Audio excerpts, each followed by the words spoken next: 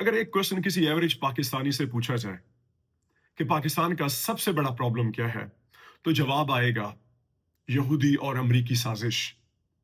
और अगर यही सवाल मैं आपसे पूछूं कि पाकिस्तान का सबसे बड़ा प्रॉब्लम क्या है, तो आप शायद जवाब देंगे inflation, over population, climate change induced disasters, या फिर Pakistan, as per 2025 scenario, Pakistan is facing a new wave of terrorism, a new surge of terrorism. तो आप कहेंगे टेररिज्म और इनसिक्योरिटी भी पाकिस्तान के बड़े प्रॉब्लम्स में से एक है।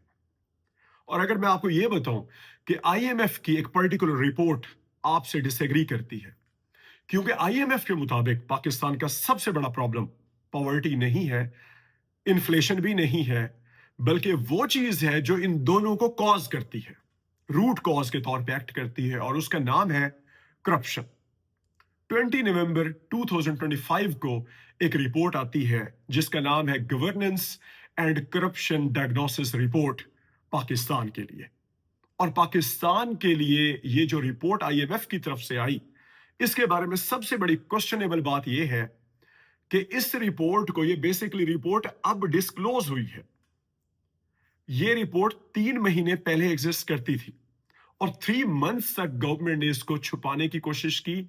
It is being claimed on many sources on internet कि गवर्नमेंट ने इस रिपोर्ट को छुपाने की कोशिश की, लेकिन आज गवर्नमेंट के ऊपर जब प्रेशर आया आईएमएफ का कि हम आपको 1.2 बिलियन डॉलर्स की जो नेक्स्ट ट्रांकी है वो तब देंगे जब आप इस रिपोर्ट को पब्लिक के लिए अवेलेबल करेंगे, तो फिर जाके गवर्नमेंट ने इसको 20 नवंबर के लगभग जो है 2025 में इसको डिस्क्लोज किया। और इस रिपोर्ट में सबसे ज्यादा जो एक ही मुद्दे के ऊपर, एक ही टॉपिक के ऊपर बात की गई है, और वो है करप्शन। और उसको ये चीज लगभग प्रूव किया गया है कि पाकिस्तान में सबसे बड़े सबके सब प्रॉब्लम्स की रीजन सिर्फ एक ही इशू है, और वो है करप्शन। आप ये देखिए कि करप्शन की वजह से पाकिस्तान के जो लॉसेस है, अगर हम उसको जीडीपी ग्रोथ के हिसाब से काउंट करें तो 6.5% जीडीपी हमारी हर साल कॉम्प्रोमाइज हो रही है, रिड्यूस हो रही है, डिस्ट्रॉय हो रही है due to pervasive entrenched, deep-rooted corruption in, चाहे वो गवर्नमेंट सेक्टर हो या फिर प्राइवेट सेक्टर हो। इस करप्शन की वजह से पाकिस्तान आज लगभग टोटली डिपेंडेंट हो चुका है इंटरनेशनल इंस्टीट्यूशंस का और आईएफआईज का, इंटरनेशनल फाइनेंशियल इंस्टीट्यूशंस का। पाकिस्तान 1958 से आईएमएफ के पास जा रहा है, 1958 से ऑनवर्ड आईएमएफ के पास पाकिस्तान जा रहा है, और पाकिस्तान 24 जो है वो पैकेजेस ले चुका है आईएमएफ से, और पाकिस्तान का राइट नाउ 25th पैकेज जो है वो आईएमएफ के साथ चल रहा है। इस बेसिस पे आप लोग देखिए कि अगर इस रिपोर्ट की हम बात करें तो करप्शन को सबसे बड़ा प्रॉब्लम पाकिस्तान के प्रॉब्लम्स में से एक कंसीडर किया गया। इसकी इंटेंसिटी का हमें यहां से भी आइडिया होता है कि इसी रिपोर्ट में क्लेम किया गया है कि 5.3 ट्रिलियन रुपीस रिकवर किए गए हैं पिछले 2 सालों में, जो कि अंडर करप्ट प्रैक्टिसेस चोरी किए गए थे, जो कि इरेगुलरिटीज थी एक्चुअली में।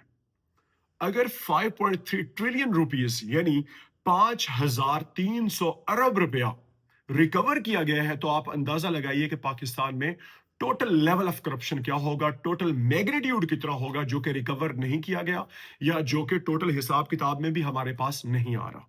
आप अंदाजा लगा सकते हैं इस बात का। और ये फिगर सिर्फ और सिर्फ 2 इयर्स का है। आप अगर 10 साल को बीच में ऐड करते हैं तो आपका फिगर शायद जो है वो 20 ट्रिलियन रुपीस तक भी जो है वो जा सकता है।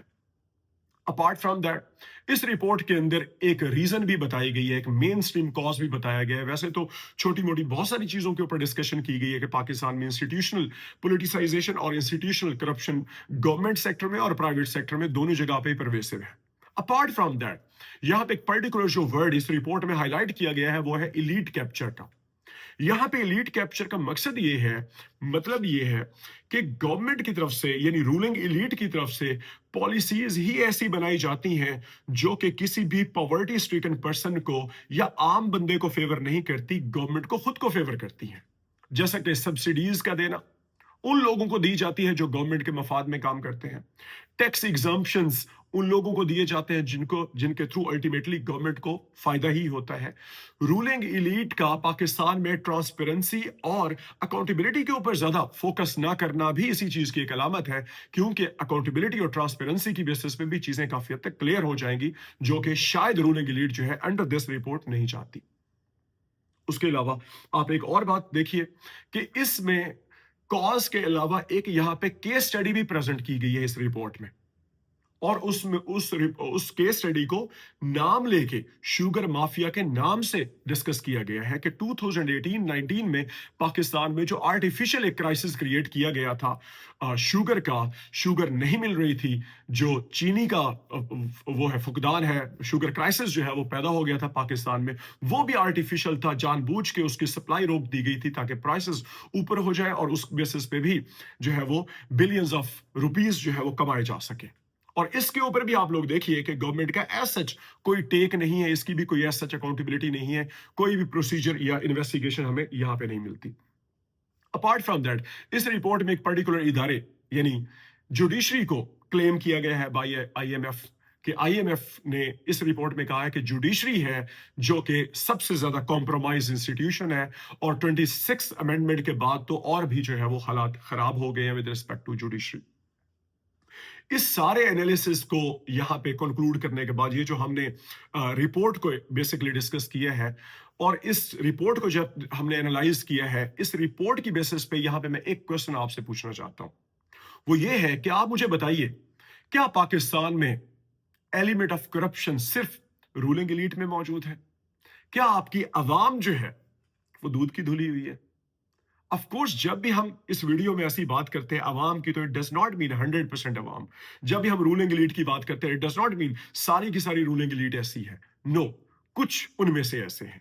तो उस बेसिस पे आप मुझे बताइए, क्या ऐसा कभी पॉसिबल है कि किसी भी मुल्क की रूलिंग एलीट के अंदर एलिमेंट ऑफ करप्शन प्रिवेसिव हो, इंट्रेंच्ड हो, और उस मुल्क की जो कौम है वो बड़ी क्लीन हो, बड़ी साफ सुथरी हो, और उसमें ऑनेस्टी और ये सारी चीजें मौजूद हो, अकाउंटेबिलिटी और ट्रांसपेरेंसी मौजूद हो?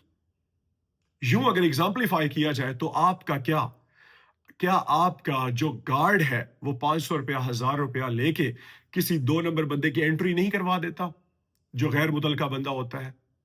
क्या आपका जो इस सोसाइटी में एक रिक्शा चलाने वाला बंदा है, क्या वो रात को अकेली खड़ी हुई लड़की को देख के अपने किराए नहीं बढ़ा देता कि इसको उबर नहीं मिलेगी और लड़की है रात के वक्त खड़ी हुई है, तो क्यों ना मैं यहीं से ही चार्ज कर लूं, इससे ही पैसे कमा लूं बेईमानी के थ्रू? क्या आपका सब्जी फरोश और फल फरोश जो है वो आपको गली सड़ी चीजें नहीं बेचता या ओवर प्राइस चीजें नहीं बेचता?